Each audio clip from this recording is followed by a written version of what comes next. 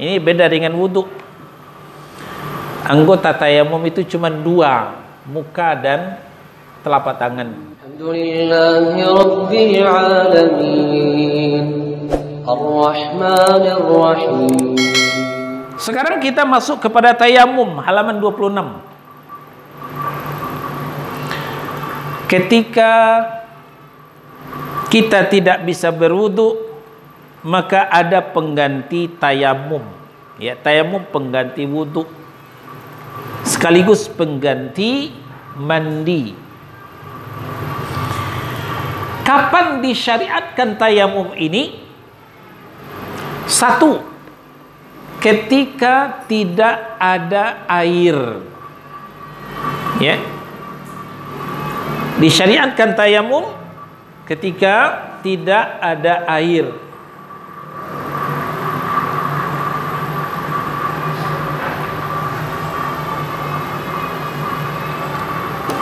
Nggak bisa dihapus ya.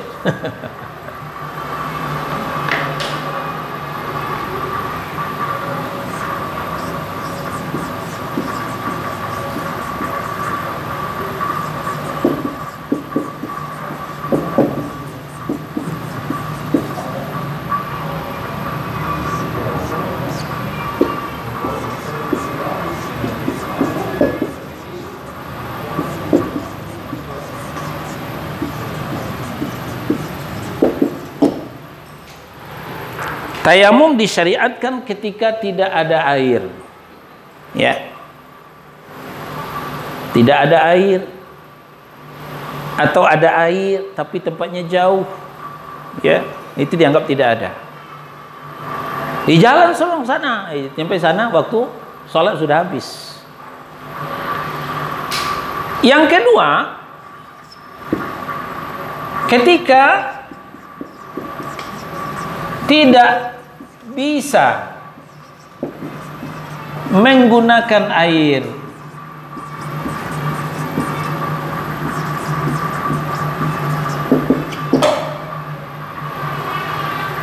kalau ketika tidak ada air disebabkan ya benar-benar tidak ada atau sedikit atau jauh, ya, itu dianggap tidak ada. Ada sih air, tapi hanya untuk diminum. Ada sih air hanya untuk mencuci perabotan kita. Ada sih air, tapi untuk minuman ternak kita. Nah, maka itu dianggap tidak ada air.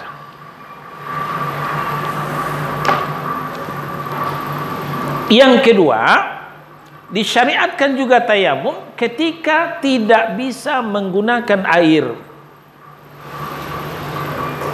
Tidak bisa menggunakan air. Nah, inilah yang dibahas dalam kitab kita ini.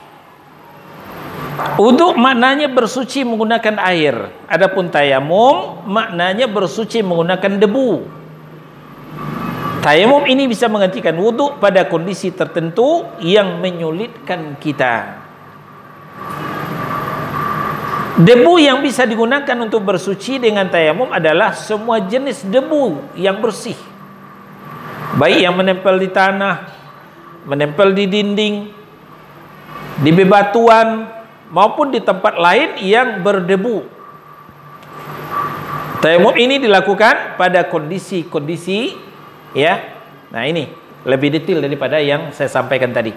Yang saya sampaikan tadi adalah secara global. Pertama, ketika tidak ada air. Kedua, ketika tidak bisa menggunakan air. Jelasnya seperti apa? Satu, jika tidak mendapatkan air atau air yang ada tapi tidak cukup untuk bersuci. Air benar-benar tidak ada, musim kering, musim kemarau. Ada sih sedikit, tidak cukup untuk bersuci, hanya untuk minum, untuk membersihkan perabotan, untuk minuman hewan ternak kita, atau jauh tempatnya. Ya, memang di Geraha ada air, tapi di Ciliwung kan ada air, Ustaz. Nah, berjalan ke Ciliwung waktu zuhur dah habis, ya, waktu tinggal sedikit. Nah, maka di waktu-waktu yang sempit itu kita boleh menggunakan tayamum. Kemudian ketika tidak bisa menggunakan air, ada si air, tapi kita tidak bisa menggunakan air disebabkan sakit, sedang terluka, khawatir bertambah parah jika terkena air, atau nasihat dokter. Biasanya orang luka dalam itu nggak boleh mandi, nggak boleh menyentuh air, ya. Apalagi yang terkena itu anggota wudhunya. Nah, maka boleh diganti dengan tayamum. Atau jika air yang ada sangat dingin sehingga bisa menyebabkan kesehatan badan. Kalau nanti kita ke arah utara dari Khatulistiwa, kita ke Korea, ke Syam, itu di musim dingin suhu di bawah titik 0 derajat. Nginjak ubin ini serasa nginjak batu es. Wudhu sama dengan dinginnya air keluar dari kulkas. Nah, mungkin ketika badannya sehat, staminanya bagus, nggak masalah. Tapi ketika kurang sehat, itu tidak memungkinkan. Nah, maka boleh kita ganti dengan tayamum. Yang keempat, jika air yang ada hanya cukup untuk kebutuhan minum dan masak. Nah, tadi masih ke nomor 1 lagi itu. Ada air tapi sedikit, hanya untuk kebutuhan minum dan masak. Kalau dipaksakan untuk wudhu, kita nggak bisa masak nanti. Yang kelima, ini digolongkan juga kepada tidak ada air. Jika sumber air yang ada sangat jauh tempatnya, sehingga jika mengambilnya maka khawatir terlewat waktu sholat. Kalau anak muda lari ke Ciliwung sebentar nyampe. Kalau anda tua jalan ya pelan, nyampe sana waktu sholat dah habis. Nah, maka daripada telat sholatnya, mendingan kita tayamum saja. Apalagi yang sudah umur, Ciliwung itu bukan dekat, jauh.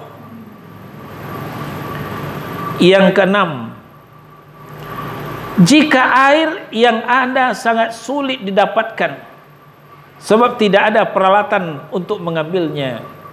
Ada si sumur, ya, kita nggak punya jet pump, nggak punya sanyo, cuma digerek pakai tali, pakai ember, embernya pecah lagi, talinya putus lagi. Nah, itu ada gambar itu nomor 6. Maka ketika itu Allah memudahkan kita, boleh tayamum. Minta tetangga pintunya digembok terus. Nggak enak juga mengganggu orang ya.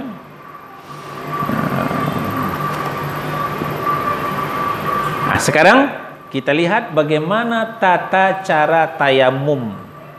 Tata cara tayamum ini beda dengan wudhu.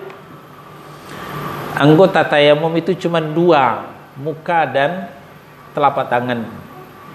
Nggak sama dengan wudhu. Mari kita perhatikan.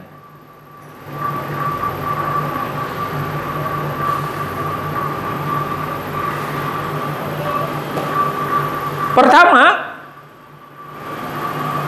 menepukkan kedua tangan ke tanah atau tempat berdebu. Ya. Kita tepukkan kedua telapak tangan kita ke tanah atau ke debu. Debu di dinding, debu di tembok, debu di mana saja yang bersih. Lalu nomor 2, meniup kedua tangan dengan tiupan yang halus. Kita tiup lagi debu itu, jangan ketebalan. Ya. Kita tidak bermandi tanah, tidak bermandi debu. Ya, maka ditiup lagi, jangan ketebalan. Yang ketiga, mengusapkan debu di kedua tangan tadi ke wajah. Ya. Setelah ditepukkan, lalu ditiup, lalu baru diusapkan ke wajah. Diusapkan ke wajah tidak harus rata. Tidak seperti wudhu. Kalau wudhu harus rata kena air. Tapi kalau tayamum tidak harus rata kena tanah. kena debu. Ya, gitu. Yang ketiga, mengusap debu di kedua tangan tadi ke wajah. Itu yang ketiga. Kemudian yang keempat, mengusap punggung tangan kanan dan tangan kiri. Jadi setelah mengusap wajah, langsung ke tangan punggung kanan dan punggung ke kiri. Tidak harus nepuk lagi. Nepuknya cuma sekali. Jadi gampang banget tayamum ini. Ditepuk tangan ke debu atau ke tengah, ditiup, disapukan ke muka sekali, lalu ke tangan, selesai. Tidak sampai ke siku, ya, cuman sampai pergelangan saja. Jadi nggak harus buka baju, ya, cukup pergelangan saja. Itulah tayamum. Nah, kemudian pembatal tayamum sama dengan pembatal sholat tadi, ya, tidak usah kita uraikan lagi. Kemudian tambah satu, apa itu?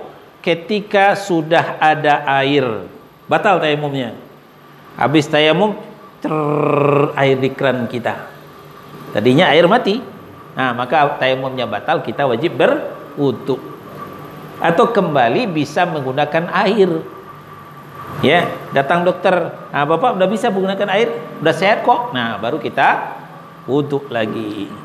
Alhamdulillahi Rabbil Alamin Ar-Rahmanir Rahim